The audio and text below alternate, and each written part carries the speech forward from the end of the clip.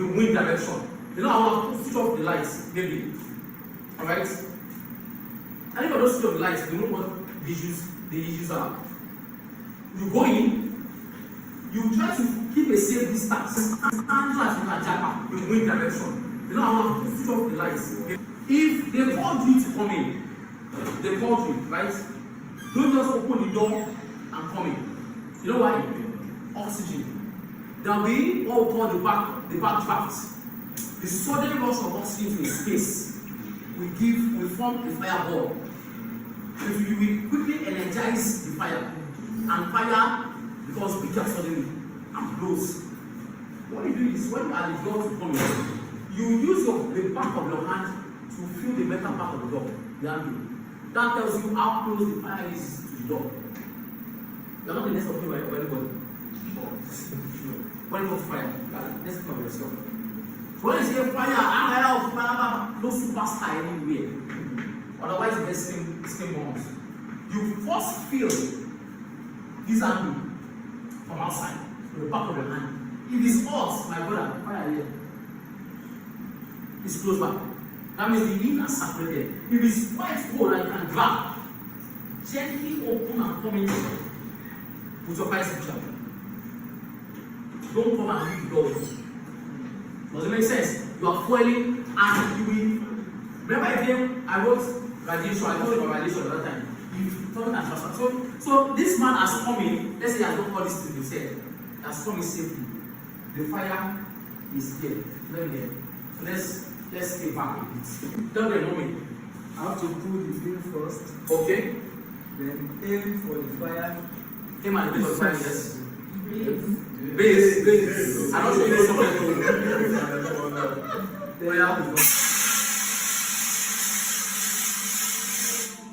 Once you pull out, you carry this. Then the first thing, check for the source of the fire. Don't just carry it and be looking at what is inside and you press this thing all your body. Don't full of gas. So you understand, you must aim at what? The fire, the source of the fire. So that is the order before you press this. And as you press, you make sure the fire is totally extinguished. There are three things when it comes to fire. What are the three things? Oxygen,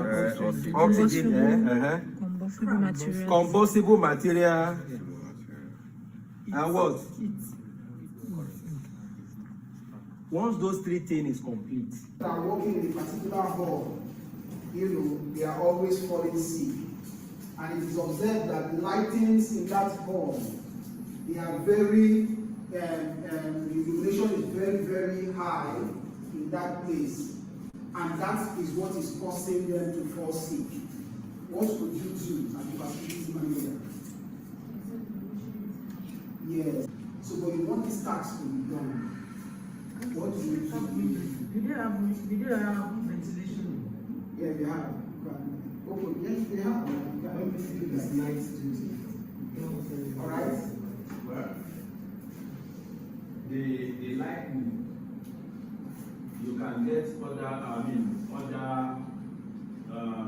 better frequency that will give to you that same lightning capacity in that space, and that is the age of What else do we have? Let's do this for now. Now, let's go back to our stakeholders, the top order we talked about. Which of these tools will be okay to communicate with our stakeholders? Let's take, for example, I want to talk to my boss. I want to communicate something to my boss. What should I use? Okay.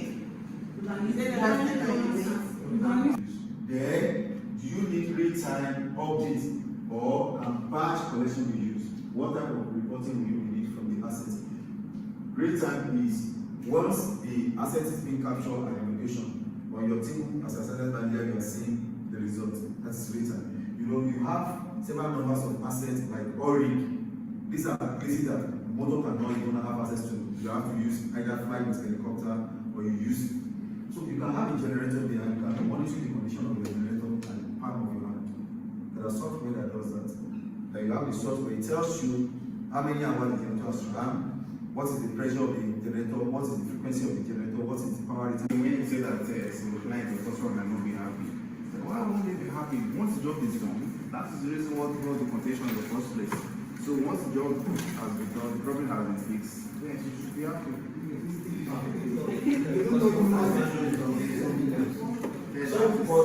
Something more with that thing. Okay, now, in the first place, what actually caused this cause? So what you can do in that, what we do then is we put a call into them.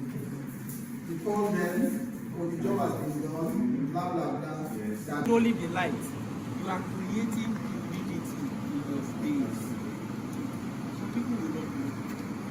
I give you another example. When you are printing, underneath where you put your paper, there's a light.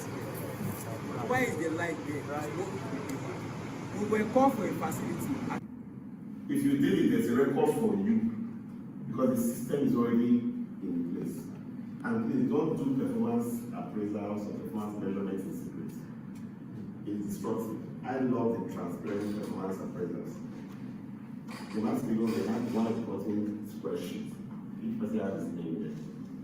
Where your name is, you can click on the next person's name and see what that person is doing in his own report.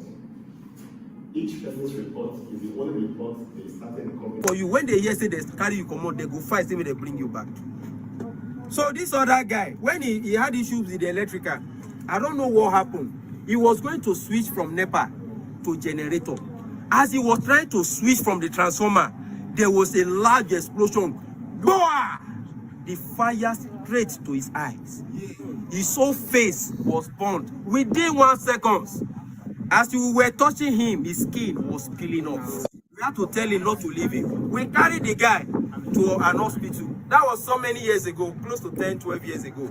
We took him to the hospital. The hospital said they will not touch the guy until they drop 250,000 deposits. The man gave me 150,000 cash. Give to them, let them start work. He went to the bank to collect the rest 100 naira. That is how he started. The man later looked very fine, but within 6 months, he was sacked. So your work is connected to people's life. Lift cannot function. We have a man, he was the one that brought Big Make to Nigeria. He stayed in the facility. The lift jammed the man. Old man. His son, who is the somebody, is the person that brought bulletproof car to Nigeria. You can know how wealthy they are. The man had a blood pressure one time that he fell down. They treated the man. Within 6 months, the man was able to walk again. To tell you how much they spent, they cherished the man. They now hear that lift trapped the man. It was a serious issue. So your job is to ensure all your components is maintained periodically. At the point of life. In fact, the training is such a wonderful one. In fact, aside for professional reason, even in my personal life, it has really helped me enough. In fact, thanks to Mr. Paul, thanks to Max-Migold, long live Max-Migold. Thank you very much. So, whatever you want to do and become in facility manager, as a facility manager in Nigeria, then or outside the country, you're in a good place and a good hands. So, like I said, Max-Migold and the Mastercraft have played a very significant role in my career. So, when I was approached for this visit, I joyfully said, like, yes, come, because it's a way of me paying back. So, Ola Magric is a manufacturing company. We always put you step ahead. Yeah, one step ahead. There's no way you will tell everybody you are associated with Max-Migold or you went through this Mastercraft. Like, they will welcome you quickly because you always know one of two persons. I think Max-Migold.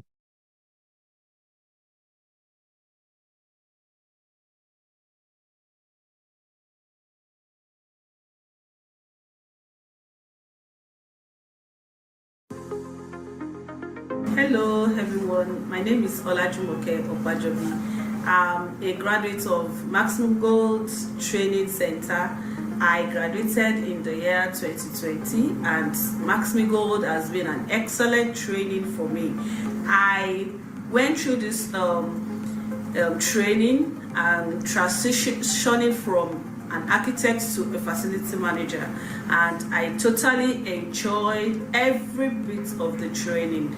It's so impactful. It went down to the list, to the bits of everything I need to know as a facility manager, and it has helped my career. Right now, I've gotten a job from NI facility facility that I'm currently managing as a facility manager, and I so enjoyed the training, the team. I got to know about Max-Migold in year 2020 when they put up some flyers on an e-flyer. I saw an e-flyer that talked about facility management training, and it's something I've always shown interest. I've been looking out for what I can do differently as an architect to build myself and add value to myself. Then I got to know about Max-Migold. I followed through, and I had a 2 days free training session with Max-Migold, and from there I got so much interest in building my career as a facility manager, and they have helped me. I've gone through the full training, and I'm a graduate of Max-Migold. I appreciate that, and they have been wonderful. They have added so much value to my career, and it has been an excellent walkthrough with Max-Migold. Thank you. My name is Peter Lawal, a facility manager with Triumph Properties and Facility Management, a graduate of FMMC Batch 12, of which prior to that I was a graduate of Physics with Electronics. It's funny when you hear physics and facility management. That shows what facility management can do to you. Coming into this, when I took the course, the 3 months Master Craft class, which was quite intense and very eye-opening. I came into the course with the intention of learning more pending when I will be getting fully employed, because prior to the program I was still in the job market trying to get somewhere to work. So fast forward to the class, I went through a lot, and this kind of broadened my perspective to the everyday activities and everyday objects I see around me. There are opportunities, there are all these things matter, right from the fabric of the material used in painting, decorating, even right off the dust on the table, cleaning. Hello, my name is Amaka Anasi, and before the facility management diploma, Mastercraft diploma, I was working in the Lagoon School as a facility manager. I heard about the diploma and I attended the free training first because I wasn't sure if I wanted to do the diploma. So the free training convinced me that this was it. So I registered for the diploma. It has been worth my while, really. It's been very worth my while. So before the diploma, I had been working in facility management for about 5 years and generally groping in the dark, making mistakes, learning from costly mistakes. Now with diploma, my facility management strategy has changed. It's no longer firefighting, but even though that still happens occasionally because life happens. But now I know, okay, so I have different maintenance strategies for different assets I can put in place and reach the bins before faults happen, which is the best way of practicing facility management. Then also, I know that some of my colleagues, some of my classmates in diploma have gotten promotions or pay rises, and you want to have that too. And also, through the training, I've been exposed. In fact, I'm still being exposed. I contribute and I learn by being part of the alumni group. It's wonderful. There's a lot. I'm exposed to industry standards. You hear from other people who are wearing the same shoes as you're wearing. So you're not alone. It's big, that sense of community. And I want to thank Mr. Paul and the team of Max-Migold for the wonderful opportunity. And I encourage you to do the same to start the program. My name is Adeniji Clements. I work with Ministry of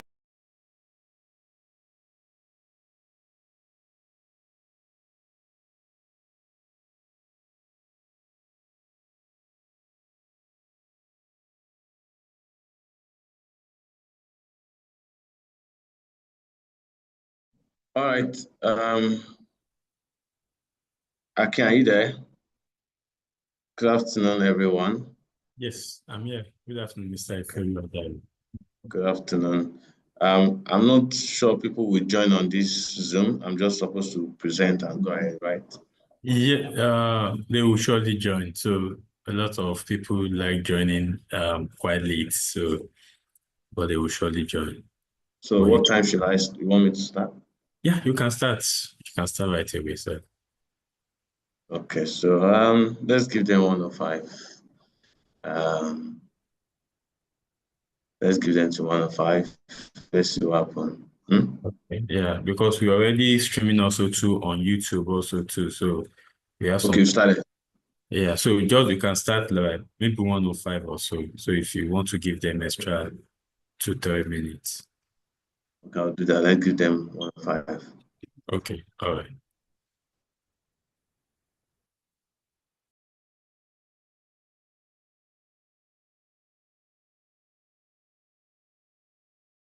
And which is the diploma program. I enjoy the program, both the field, practical. There is a practical we run at Ikoyi. Forgot the name of the address. The plumbing practical. It was awesome and it helped me a lot to improve on at my own site. I started working in the Ministry of Foreign Affairs since 2007, and from resident at Ikoyi to our training school at Badagry from 2012, and from there, since then, they tried to introduce Max-Migold to me, in which my organization see that from there I can still gain more experience to improve my career. And since when I joined in the area of asset register, I improve on it. In the area of procurement, I make sure that materials and everything is being kept safely. And in the area of maintaining the generator annually also, it helped me a lot. Both the cleaning of the equipment, it was so awesome, and Max-Migold we still continue to be great. And we enjoy Mr. Paul, Mr. Emmanuel. I can't remember all our resource people. We really enjoy them, and I pray that God Almighty will continue to help them and will continue to promote the Max-Migold. Thank you.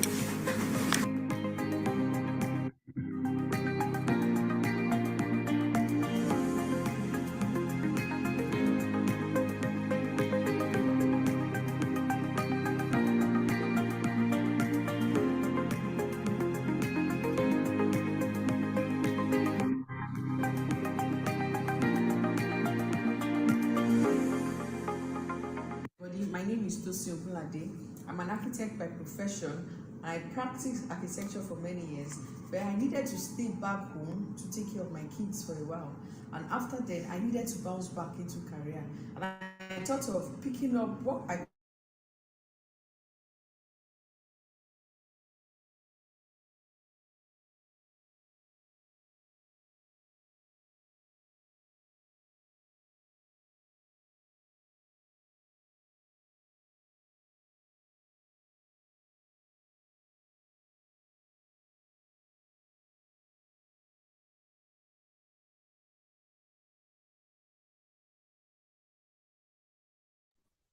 All right, for those that just joined us, good afternoon, everyone.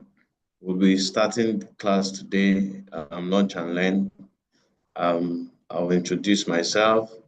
I'll be taking automation and IoT in facility management. And I'll introduce myself, and then we'll proceed immediately. We decided to give time for those that will join us on the platform. So I will just proceed immediately so that we can all be on the same frequency. All right, without much ado, I'm going to start immediately. Let me see where I can share my screen to be sure I can share my screen. Just give me 2 minutes. I'll share my slide.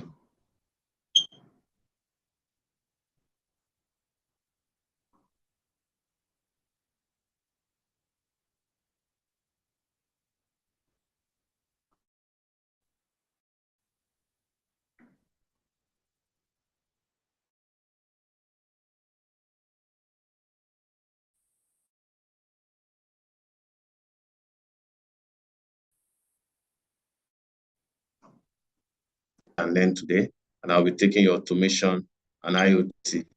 Please let me know if you can hear me as I proceed immediately to start. Again, like I mentioned earlier, we're taking automation and IoT in facility management, smart systems, enhance efficiency, reduce cost, and improve real-time monitoring for seamless operations and sustainability.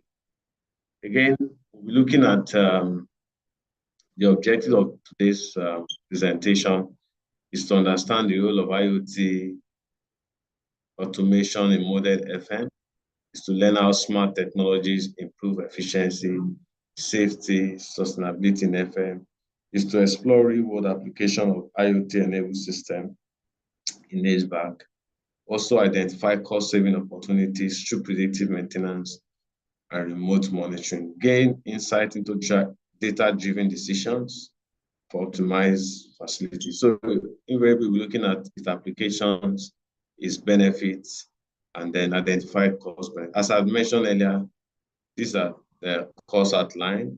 What are the future IoT in FM? Then I'll be giving practical examples. So I'll start immediately. Please let me know if you can hear me. Those are on the platform. Can you guys hear me? We can hear you. All right, thank you. So I'll proceed.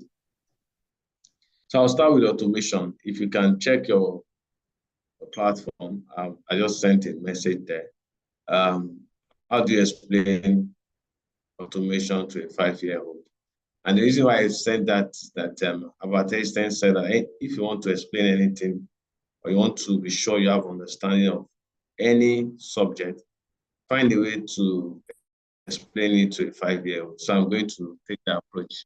I know people on the platform are not 5 years, but I just want to explain automation beyond the normal language. And I've dropped on the platform a simple explanation of what automation is. Automation, for example, I'll just give a typical analysis.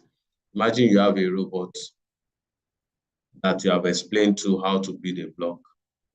And then after explaining to that robot, you went your own way and the robot can build many blocks or many houses. That's what automation is. Automation simply means giving an instruction to a computer, to a smart device to perform a task even without your input in real time.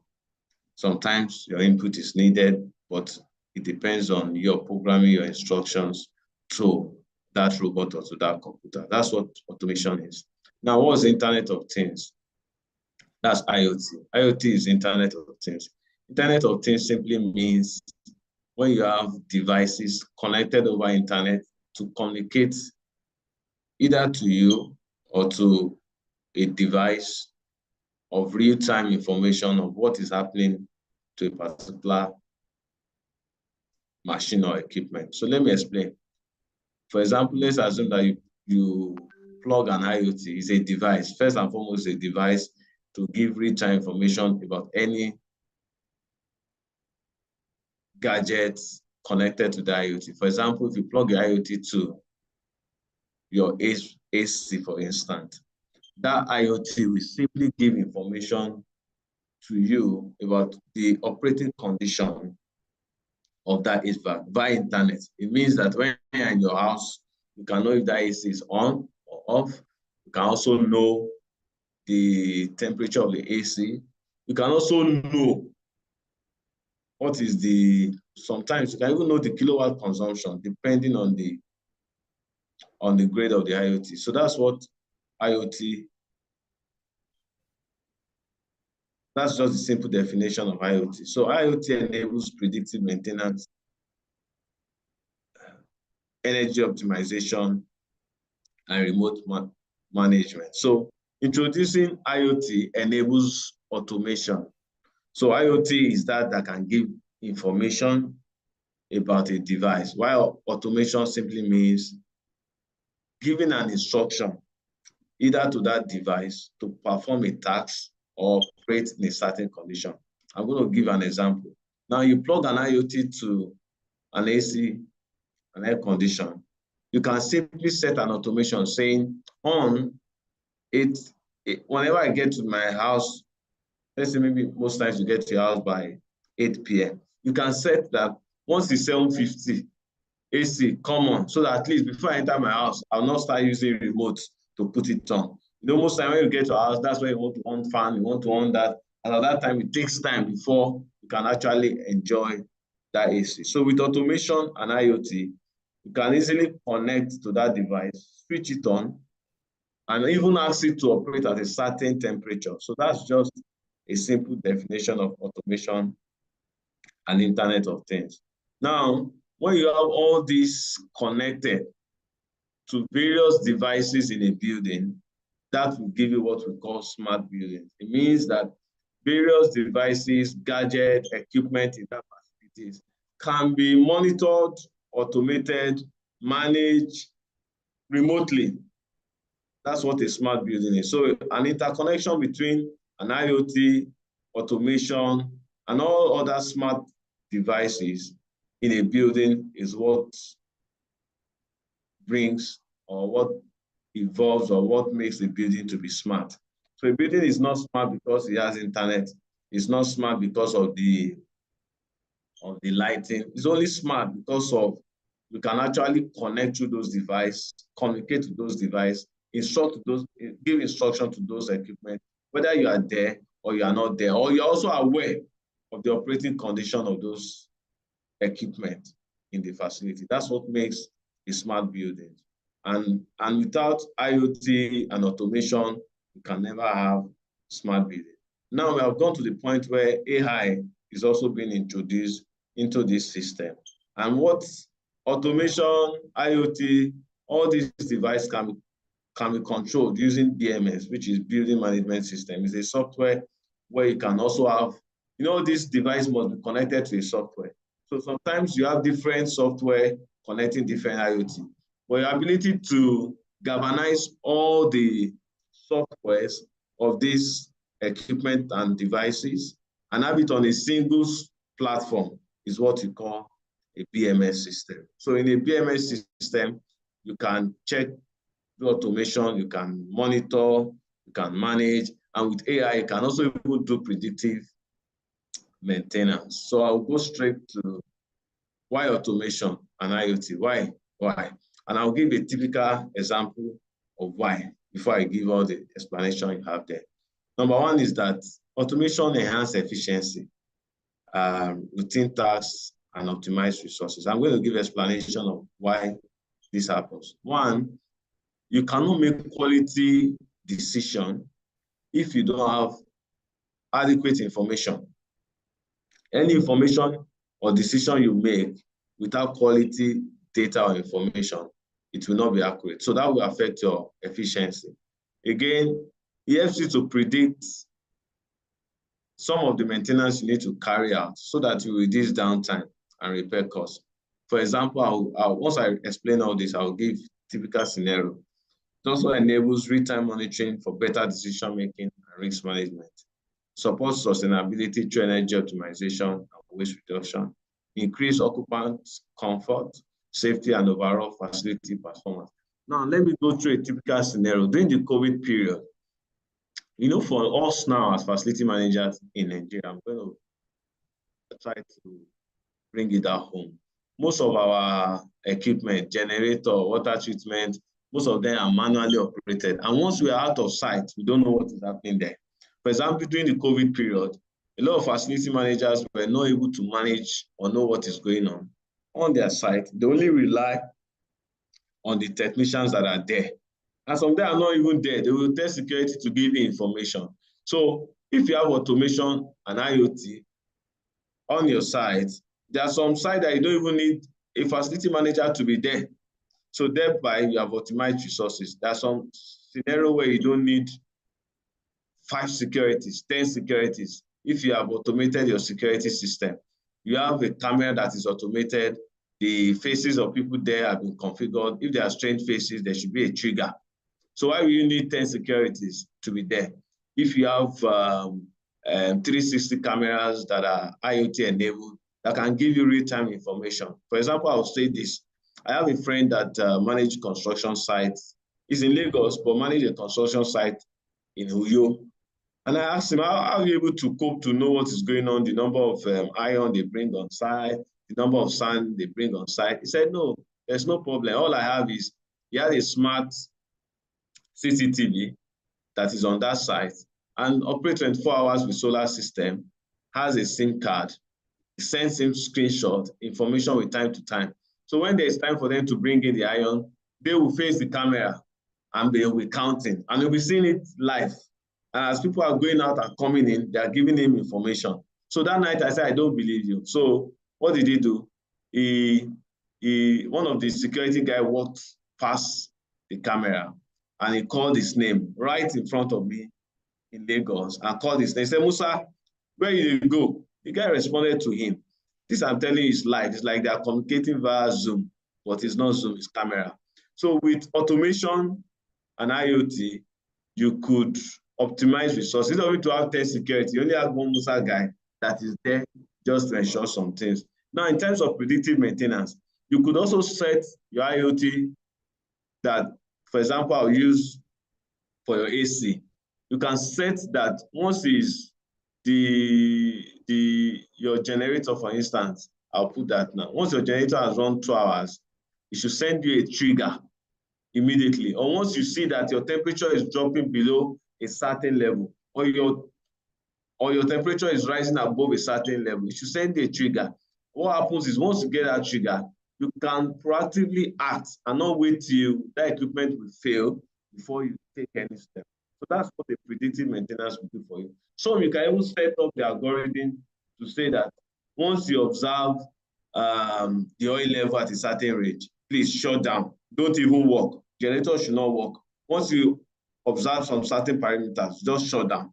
So that way, not only are you saving costs, you're also saving the life of that equipment. And also, ultimately, you know, the goal is to ensure that you meet, you ensure customer satisfaction. Enable real-time monitoring, I've just explained that.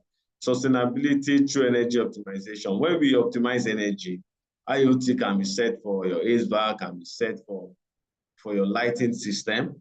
For example, there are some restrooms that the light is always on, whether somebody is there or not. But when you put an occupancy sensor, introduce an IoT, with that, you don't have to on the light all the time. Thereby, when you reduce your energy consumption, what it means that you also save the climate. Maybe you are using your gen at that certain period.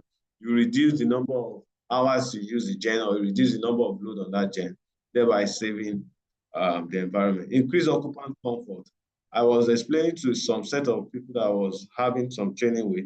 I said that I was in one training school and there were 3 standing ACs. Every 1 hour, the class was supposed to last for 4 hours. Somebody will stand and say, I'm feeling too cold. Then somebody that's not close to the AC will shout, I'm feeling hot. So you begin to have discomfort, and the goal why they are there, they could not achieve that. So when that problem persisted for like 3-4 months, one of the ways to solve that problem was they were able to introduce occupancy sensor and infrared camera. So what that does is that the infrared camera will look at the number of people in the room, regulate the needed cooling demand for that or do you understand? And at the same time, there's no need for somebody to stand up or to go off. At the same time, also reduce that somebody doesn't need to stand up. So the facilitator can easily control, the facility manager on that side, once they report to him that the place is too cold, he can easily regulate it. There was another one, we have a syndicate room. A syndicate room is when you have a case study where people come regularly to discuss and stuff like that. So most of the time when we get to that room, it's always hot. Until like 15 minutes, people will be opening the door. We've lost 15 minutes and we have 30 minutes. So what happened is they install a smart switch. Once we're about to go into that syndicate room, they inform the facility manager, set and put on this AC. We don't need to go and press it. They just inform him. Right there in his office, and the syndicate room is like 2 floors away. You can control that AC. So with automation, you can do a lot, as I've explained here. Enhance efficiency, improves predictive maintenance, enable real-time monitoring for better decision making. Like I've also support sustainability when you don't waste energy. Again, like I've explained before, that a BMS system is a system where you have all this automation in a single software and you can manage. Don't forget, it's called building management system. And there's a saying that what you cannot measure, you cannot manage. So you need a measuring device to be able to manage it. And how do you measure or monitor? I'll say for me, what you cannot measure, you cannot monitor, and what you cannot monitor, you cannot manage. For me, that's a 3M system.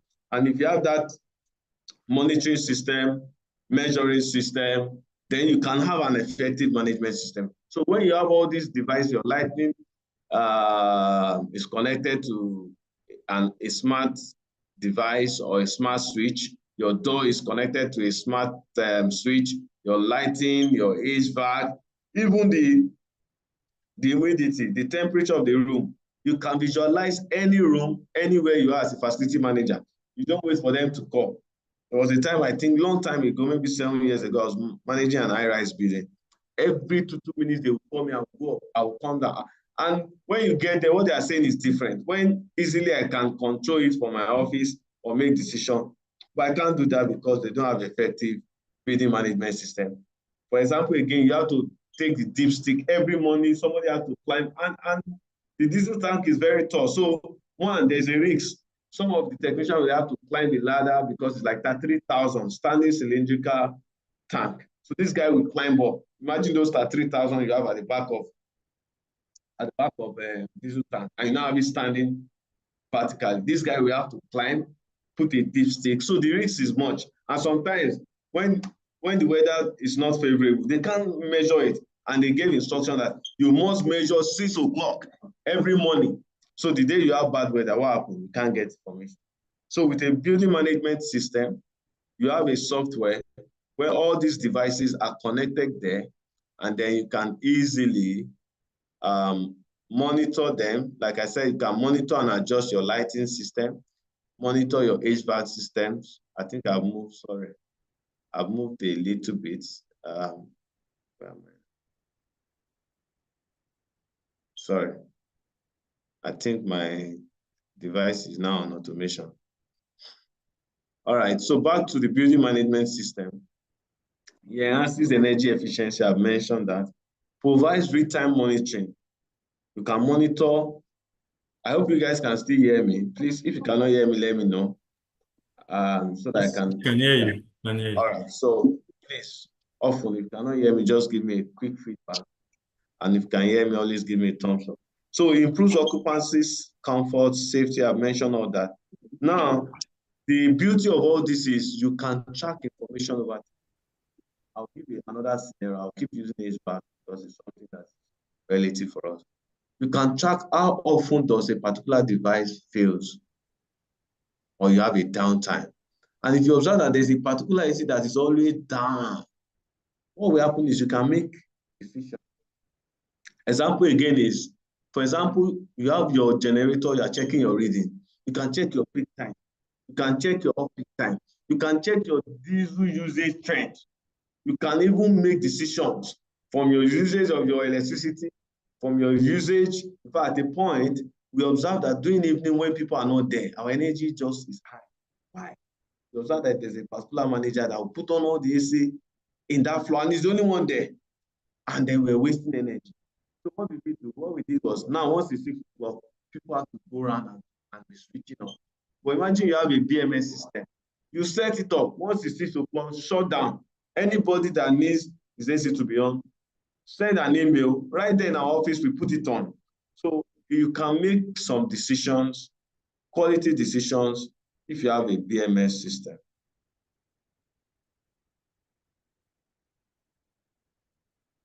So I've mentioned again that with sensors, that's what you can use. If you have sensor, for example, there are some, I'm going to talk about enhanced indoor air quality and thermal comfort for occupants.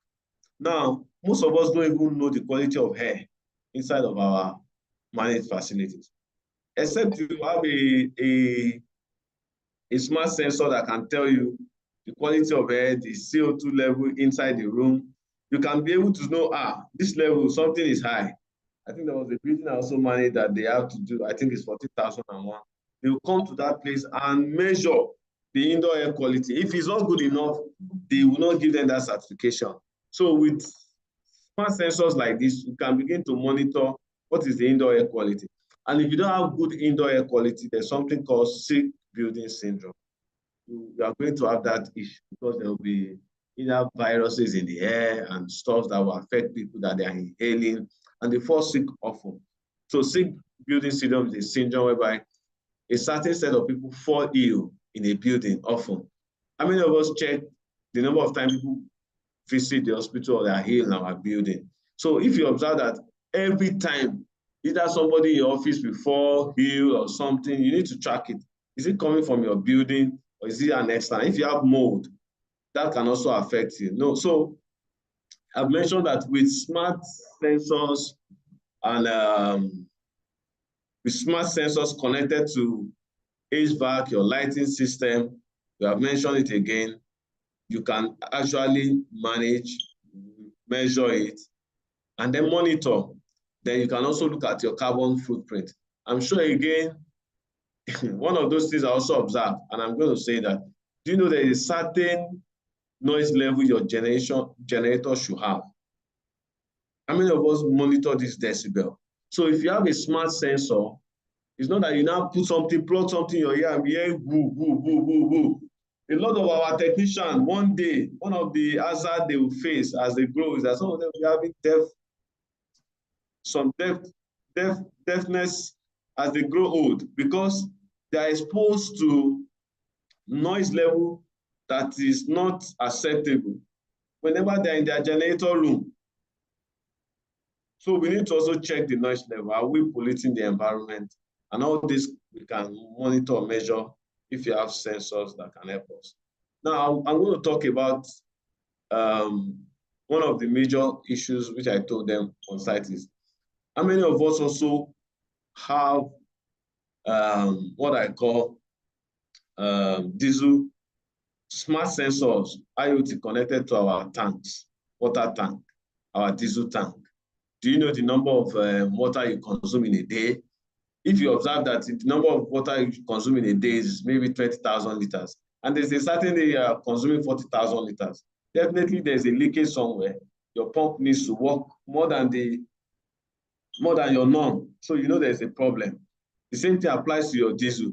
You observe that you only have light 5 hours. And I'm going to explain this. I've done this on time. I didn't see anybody stealing diesel. But I just observed something was off. I observed that we had a smart sensor connected, smart meter connected, and I checked my energy trend. I said, we had light for 10 hours. We used diesel for 5 hours. What is the kilowatt consumption? I checked it. What is the diesel consumption? I checked it. And I went back to the chart. I observed that my gen is supposed to consume just 35 liters for every kilowatt. So by the time I check and spool my data, I observed something was wrong. Two things were wrong. The consumption level, the kilowatt consumption level is not commensurate with the diesel level. So with that data, I knew that something was wrong. And I did my investigation, and I observed that there were a lot of hanky-panky going on your site. So I was always encourage people that make sure you have this sensor connected your critical device so that you can make decisions.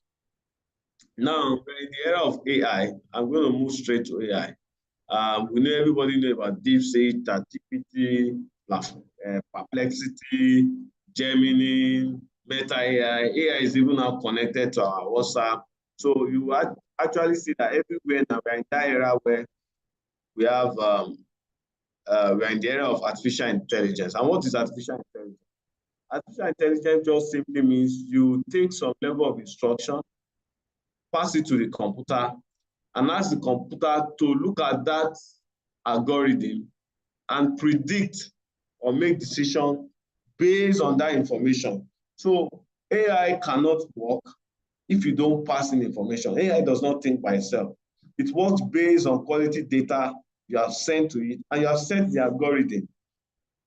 I was also discussing with someone about how they were able to use AI to ensure effective cleaning in a place. And what they did, was that they set up sensors and sensors around the mall, like a mat, or I don't know what they use, whether it's a thermal camera. And they observed that the footprint at a certain area is quite voluminous. The footprint there, people always passing there, compared to other side of the building. And when they looked at that data, what they now did was to program like a robot saying that go to any place you see larger footprints and work there often than every other place. So maybe the robot is supposed to go around everywhere for 1 hour, and then also manpower. So what they did was reduce their manpower, focus on where you have that larger footprint. So that's a typical application of AI.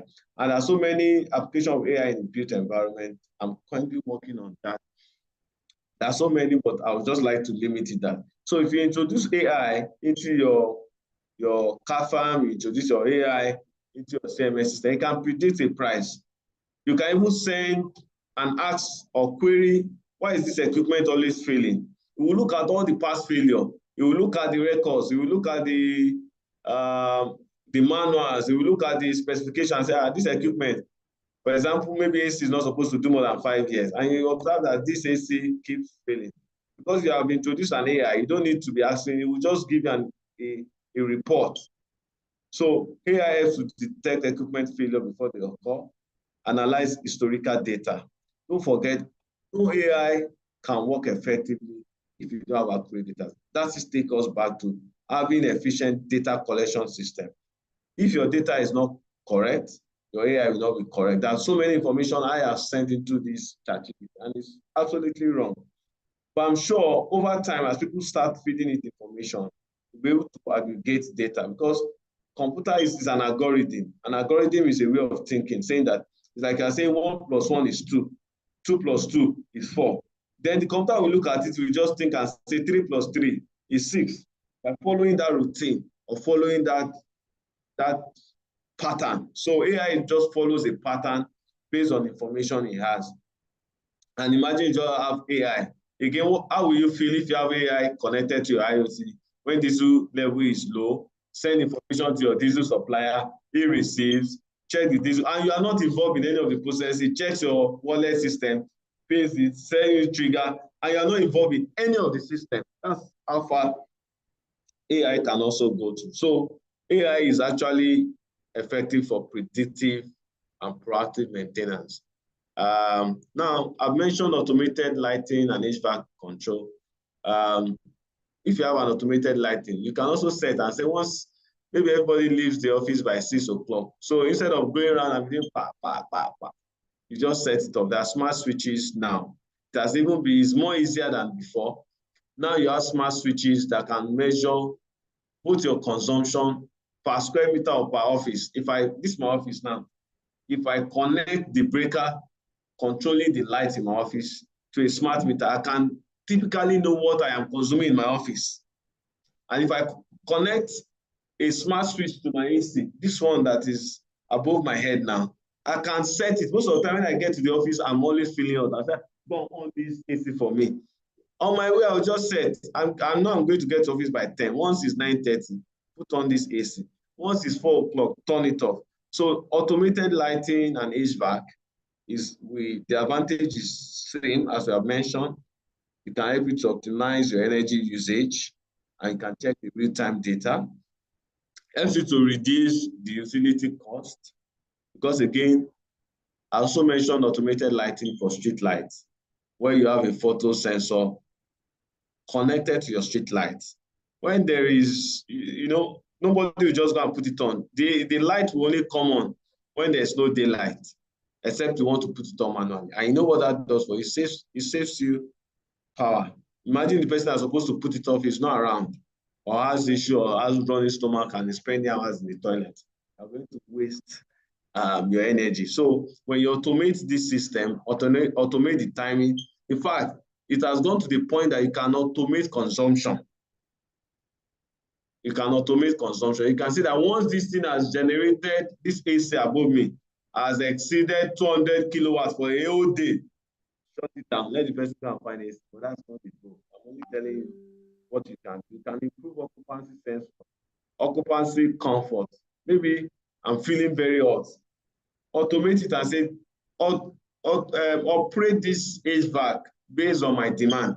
Most of us don't know our demand. We just say, I think 16 is okay. How do you know 16 is what you need in that room? How do you know it's 17 degrees is what you need in that room? How do you know it's 18 degrees? It's based on your assumption. So, but if it's automated, you have occupant comfort. Once the place is too cold, regulate it, or that chill, take it back to 18. If you observe that heat level is high again, increase it. I don't need to be standing up when I'm supposed to be doing some. Imagine now I need to operate my AC. I'll say, please give me 2 minutes. Please, I'm feeling hot here. I'll take to 18. I'm getting distracted. But with automation, just make sure that it gives me what I need based on demand. Then also it extends equipment lifespan. Because like I've mentioned again, the longer you use your equipment when you don't need it, the more the lifespan will reduce. The more you don't have control over the specification as prescribed by the OEM, the more that equipment cannot live. Some AC are meant to be for 10 years. But you see some people, because the way they use their AC, it get to 5 years. You can also automate and say that once you see this type of voltage, don't work. And you see that little automation in AVS, because that's little program. It has been programmed already. It's a programmed AVS, that's automatic voltage device, that once it senses that the voltage is so period, don't supply power. But most of the time, the AC is there, and the facility manager is not aware that the HVAC is refusing that power. So that's what an automated system can send information. Also, we've mentioned again, once you minimize energy waste, you are aligning with the sustainability goals. Now, I've mentioned that during COVID, a lot of us will be calling our technician, where are you? I need this. What's going on? What is the diesel level? Okay, I'm coming. Let me go and check. The diesel level is 300 liters. So, but because you're not there, they'll tell you it's 250. You don't have an oversight of your facility, except you're on that building. So that's what automation will do for you. That's what an IoT system will do for you. You can know what is going on that side. Imagine your technician is saying, okay, just don't worry. You just open your phone. You can check your CCTV. Most of the time, you observe that the DVR and the monitoring screen is only at the security house or your office. And let me tell you what has happened 2 or 3 times. Because they wanted to steal this. What they did one time in it's just a story I'm giving you. One of the technicians observed that there's camera watching the diesel tank and watching the generator. So what did he do? He just pretended as if the gen has issue. And you know that the gen supplying the CCTV. The CCTV has a backup. And most of the times, you won't even see that have a backup. What did he do? He just entered the CCTV room, off the DVR, and did what he had to do. And nobody was aware that happened until we now observe that this is not complete. Let's check the DVR. And now begin to do investigation has started going on. So at this period, This was the person that entered the room, that turned it off. We didn't see the camera didn't come up. But with that, you never know until you go to in fact, most of your cameras, is it not when you go back and say, let me replay, before you know what is going on. So remote monitoring is effective when you have smart controls, you have smart sensors. Also, like I've mentioned, there are some places that two security men have to open the gates. Why? When you can easily have an automated gate machine, or what they call this, I've forgotten this, Century remote gates. That you just open, but there are some that those two security men, we have to imagine the risk. Two of them we have to open, we have to close. And if you have enough automation, your remote can just easily open the security, open the gate, and then you can check what is going on your site. Like I told you, that guy was speaking with the aboki on his site around 8 p.m. Live communication, there was no story, he was speaking with that guy. So you can also enhance your security through remote access and monitoring. And this is one thing I want to encourage all facility managers as much as you can do. No matter how it looks like, make sure that your CCTV can have access to it remotely, even if you cannot automate all your system. Make sure that on your phone, you have access to know what is going on your site. You can just wake up 6 o'clock. Let me check what is going on at the gym house. Let me check. That will give you an insight of how people move or what is going on. It's not when there are issues, you just go and download the DVR. And don't forget again, after every 1 month, some of these CCTV, they wipe off. So what happens if you discover a situation that happened 6 months ago? Of course, because of memory. And some of these can be uploaded on the cloud. So with a remote monitoring, it's having these sensors can also enable remote monitoring and control building operations, enable real-time oversight of facility systems from anywhere, improve response time to maintenance issues, yes, and emergencies. It helps you when you can detect. And one of the basic rules in FM to measure quality services, you act before your client calls. And the client is wondering, but my issue is fine. I say, don't worry. We already have information that this will be down in the next 2 hours. Why? How? And that guy knows that you're on top of your game. Again, when you reduce downtime, you reduce operational costs, because the cost for it to break down is much more than for you to manage. So I've mentioned this again. This was the last discussion I had, that make sure that your security and your surveillance system are IoT powered, and that this surveillance system, this is highly important for us, as I've mentioned earlier. Enhance real-time monitoring with smart cameras and sensors. If you have smart cameras and sensors, you reduce your manpower for security. I can tell you for free. There are some places that you don't need security man to sit down there. You already have that information. Imagine you have a smart camera that is IoT connected, AI empowered, with a smart device that can even recognize face. In China, wherever you go, once the camera can capture your face, all your details, they have it. They can easily find it. Anywhere you've done anything. And that's why the security in China is highly, highly, highly tight and effective. There are cameras, facial recognition cameras, that can give information about you, intruders. So if you are new, gets information. If you have done anything or posted anything against the government, I'm not saying we should use it, or something that leads you to terrorism. As you're entering China, they will not even say anything. They just say, stay on site.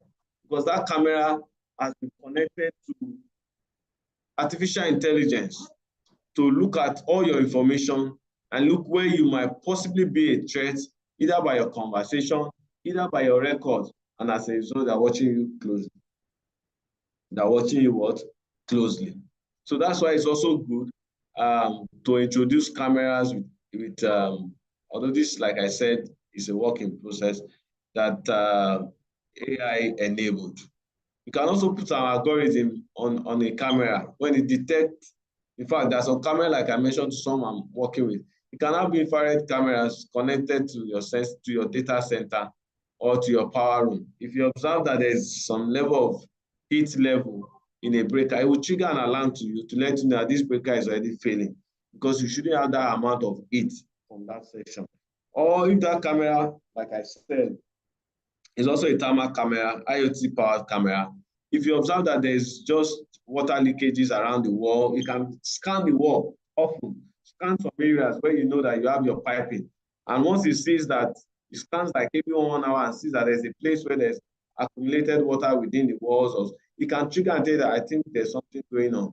And the people wonder, but water is coming and what's going on? Why are you saying no? My camera has detected that there's something wrong. So these are the higher level in terms of automation. There's so much you can do with your camera, especially when that camera is connected to IoT. That camera is connected to AI. That camera can also have some thermal imaging functionality. That will help you to do a lot. There's so many things that we have people that will just be there. You don't need them. You don't need people. There are some even water treatment plants that can be automated. You don't need somebody to tell you chemical is low, dosing of the chemical is automated, pH level is monitored, and some reverse osmosis are also automated. And once there is a leakage or in terms of the pressure, because when you have a pressure gauge and you observe that the pressure has dropped, it will send you information. All you need is to put a camera in that water treatment and you observe anything not going right, there will be trigger. All right. This is also important that you can do asset tracking, smart inventory management. I'll start with not only for smart inventory. If you utilize RFID and IoT sensor for real-time asset tracking. Now, this is not limited to, I'll explain this. I'll also explain how you can use RFID and IoT sensors and even a camera. Now, I'm sure many of us are aware of Lekki toll gate system, the toll gate system. There's a chip on some of cars, my cars that chip.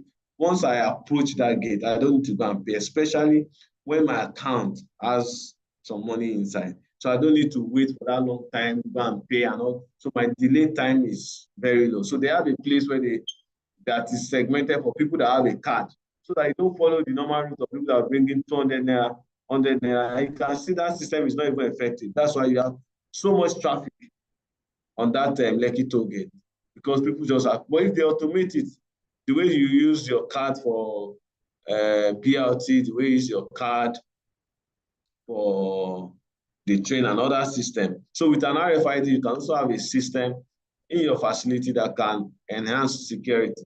Once there is a strange car, the boom barrier will not open or to sense that this is a stranger or this person is not part of us.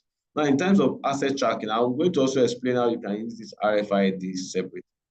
I was explaining to some people I had conversations yesterday that there was a site again. The security people said they used to patrol, just a challenge. How often do you patrol? We patrol, sir. What is the record that you patrol? No, we patrol. It's your words against their words. The least you can do is to look at the camera. But you know, most of the times, there are always blind spots. And that's where you really, really want your security people to work. There will be some blind spot most of the time. But as much as possible, avoid it. So I challenged them. They said they used to patrol. So what we do was we introduced an RFID guard system. That's just a tag connected to sensitive area of the facilities. And then they carry just a device and check it like you're trying to clock it, like a clocking, and clock it maybe every 1 hour. And at the end of the day, at the end of the month, I will spool it to check the number of hours they were able. And with that, there was no security that was sleeping again. They take turn every 1 hour to go around. Say it's your turn. If you don't do it, they will remove your money. Now, in terms of asset tracking, now when you have IoT connected to an asset with RFID, it helps you to track that asset real time. Real time. It means that once you see any asset that is tagged, by just scanning or moving through it, you can have information. Automate inventory monitoring to prevent shortage and overstocking. If you are someone that deal with a lot of inventory in your site, you will need something like this, because it's not every time you want to be counting. want to be counting. How many do I have? Is somebody speaking? See. Please try and mute. I think we're having someone whose mic is on. Now, because you can track, don't forget what I said, the 3 M's. What you cannot, what you cannot measure. Please, can somebody mute that person? I think we're having some distractions. Thank you. All right, so I'm going to proceed.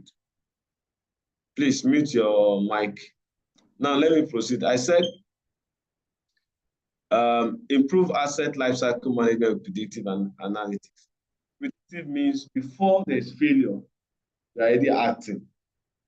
You're already sensing. You already know there's danger. I'm going to use that word.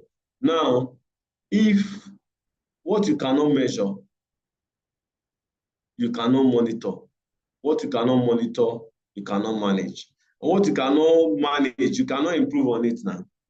So that's why all these smart devices connected to your equipment or tracking enables you to actually improve that life cycle of that asset. Because when you do what you need to do, the person will live long. Just like when you go to doctor, they say, are you doing exercise? Are you living a healthy lifestyle? Because that's the way to live long. Equipment need to live long. So there are some certain things that we need to do. I've mentioned this, reduce loss and theft through automated tracking system. Some mentioned how they're able to detect somebody removing an item or stuff, because those things are RFID chipped. So if one is missing, they know that something is going on. Again, it helps your procurement to manage their scheduling and stuff, because those equipment can be tracked real time. They cannot. There's a lot of inventory in the office. Most of the time, you still have to check and confirm. I'm sure many of you, they say, do you have your inventory list? You bring it. But if I ask you real time, the answer is not real time. So you need to go around all the time. Imagine the kind of work you need to do. So having that smart tagging using RFID and IoT can actually help smart inventory management system. Now, energy management solutions. Smart meters and sensors can help you for real-time water and energy monitoring. You know, one thing I always explain to people is that once your pumps work all the time, it's a major driver for your energy consumption. You just have leakages and your pump is working all the time. And you don't know why it's working all the time. For example, you know, when you have pressure pumps and pressure taps, once a valve is open, the pump will keep working. So I had a site like that we managed. The lady was complaining, my energy consumption is working. And I said, no, this pump is always working. It's not possible. When somebody is not even there, it's always working. Something is wrong. This pressure pump should not work all the time. It only works when somebody opens the tap. So whenever there is a small leakage or a small gap, that pump will work. But when you have smart meters, smart sensors, smart meters will help you to check your consumption. Will also help you check your flow rate. Also to check your level. So with these sensors, you can actually monitor your energy consumption. You can actually measure your water level. You can actually even measure your quality, your water quality. There are some smart pH systems you can put into your water that you can know your pH levels. Not every time you take to the lab, at least know your pH level. Now I've talked about automated leak detection and consumption alert. If there is a leakage, I'm sure none of us will get alert until the customer complains. None of us will be aware until there's some kind of what we call management by working about. And one thing I always tell my facility manager is that, see, if you know you are operating a manual system, none of your device will send you SMS to say, I'm going to break down. So it's your job to go around. Our guy just break down. I said, are you expecting me to send you message that I want to break down? He said, no. So as a result, you need to have your checklist. You need to go around it. Even at that, you will never be able to meet up, because there are some leakages that you take forever to track. Imagine you have 200 tenants and you have pipes. So how do you now go around the whole flat to know maybe somebody decided to open their own tap? You know, there are some tenants like that. They open the tap and go and leave the house. You will just observe that, and this pump is working. It's working. and you don't know where the problem is coming. So with a smart system, you'll be able to detect leakages and be able to also make some decisions. We're also able to have some insights. Now, as we round up, I've said that automation reduces manual tasks. When you are doing everything manually, your technician have to off generator. He has to check diesel level. He has to walk around to off light. Somebody will call him, he's in a flat. Then that time they brought light. He doesn't have auto changeover. All those things will affect your consumption. I want the technician to say, I'm tired. Now with IoT, don't forget, Internet of Things is to communicate, to give information. It's when you have, there's a saying that in Yoruba, permit me, they say info, info. It means that you need information to be able to fly. You need the information to be able to make decisions. With IoT, you can optimize your resource, reduce your waste, your predictive maintenance lowers your repair costs, prevent downtime. Smart energy system, we have said, help you to manage your utility expenses. And with data analytics, you can have or enhance your decision making to make long-term savings. So at the end of the day, all this system is to enhance your operational efficiency and cost savings. Because at the end of the day, all this quality of life, predictive maintenance must lead to quality of life, must also lead to cost savings. If you are not saving cost, they don't want to listen to you. Nobody wants to listen to you if you are not saving cost. So I'll just round up now. We have looked at sustainability. The impact is that you reduce energy consumption, your carbon footprint. With all this information again, you need to be conscious of where your data is going, who is managing it in this era that people have information about everybody. So if you don't, you need to be conscious of your data privacy and the security of your data. Because when you're using all this system, it's just about information going from one device to one place. So you need to ensure that that data cannot be compromised. Imagine people are afraid of using all this system. Alexa, somebody hijacked your Alexa or hijacked your smart home system. If you don't put on the lights, mess it up, control it, monitor you remotely, and you think you are monitoring others, and people are actually checking up on you. So it's important to look at data privacy. You also need to look at the implementation cost. This is where it comes. Sometimes you need to scale in using it. You don't just put your investment. You look at where are the major pain points for you? Where are the areas where it affects you? Where are the areas you need? You know, when you implement this, you are going to save a lot. So you need to know where you are going, what you need to get to that destination. So you need to know your what and how. And you need to know your why. So if you don't know your what, your why, and how, it's going to be a difficult situation for you because you might implement all this and not be able to even achieve that operational efficiency and also reduce cost. One of the things that is very hard is change. Change is very, very hard. I think I was listening to someone who was saying that for people to change, it takes 4 things. The person needs to learn, this person needs to be exposed, the person sometimes might need to go through some pain. So in terms of change, it takes time. We need to train our team, constantly promote that culture for innovation. Because again, the whole world is going digital. It will not help your service delivery if you are still operating manual way. Security is still writing paper, your diesel level is still writing paper. One day I'll just vex and burn all your paper. No more record for the last 4 years. So it's good to tell them the importance of tech adoption as it will help and continuous learning because it takes time. Now I'm going to end up with the future. The future is about AI, machine learning, robotics. Robotics is, I've mentioned one, how they were able to use AI with robots to enhance cleaning in a mall. You know, it helps. Machine learning is that it will learn from those algorithms and make decisions without you.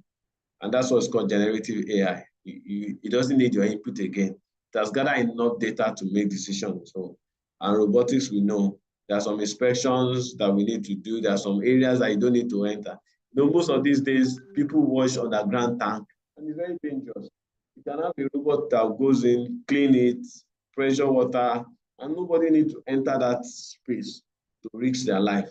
There's some inspection, there's some dock that maybe only they will construct it such that you need to be like a dog or a cat to be able to access it. And they still expect you to know what is going on in that duct along the way, except you break down the whole building. So there are some smart camera, especially for your plumbing system. They're like wires, but they're cameras. They can go around the whole, do inspection of tiny areas, give you reports. And there are some robots that will also be able to solve for inspection. Drones can be used for inspection. Drones can be used for cleaning high-rise building. And then you can also have a chatbot with AI, where the person can get question, request, and converse with that AI. How do I make sure that I save energy? The AI will look at the system and say, off your AC, and the person doesn't need to even chat with you because you have a chatbot that is AI powered. And now, digital twin, I'm going to round up now. I'm going to round up in 4 minutes. Now, preparing for next phase, we are the area of 5G network. That's a higher band of internet, edge computing. I've come to the era of IoTs and AI, twin building. I just want to talk about this twin building. This twin building is just like hologram of the building where you can interact and have or communicate. It's like an exact simulation of what you have on your side. So the way it works is just like, it's like you will need some level of BIM to have a digital twin where you can communicate, make decisions, adjust things as shown here. So digital twin is, you always see it on smart buildings or buildings that have BIM. Now, preparing for next generation, I've mentioned this already. As a facility manager, you need to know the impact of AI for FM. Even this ChatGPT, you can put information, it will analyze for you, can give you records. And so we need to upskill ourselves. We need to find out a way that we are data-driven in our approach. We need to strengthen our cyber security. We also need to follow the industry standard and best practices as it comes to this technology, because it can be manipulated. Don't forget I said that whatever you are doing, make sure that you are following industry standard. You are following people, or you have advice from people that know road. Follow people that know the path or that have been through that journey to make it easier for you. And I round up with this thought: automation and IoT will enhance operational efficiency, cost savings, asset longevity, smart technology. It will improve energy management, security and occupant comfort. Data-driven insights will enable predictive maintenance. Successive implementation requires you to invest in training and cyber security. And the future of FM relies on continuous innovation and integration of emerging technologies. All right, over to you, Akin. I think I'll take one question and then we'll call it a day. Thank you.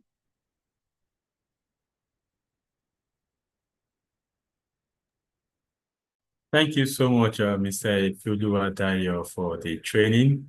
And we hope each and every one of us have learned 2 things. And we'll meet and see again next week, still on the same channel, for another wonderful topic. Have a wonderful week. And thank you once again, Mr. Ifeoluwadayo. Have a wonderful day all.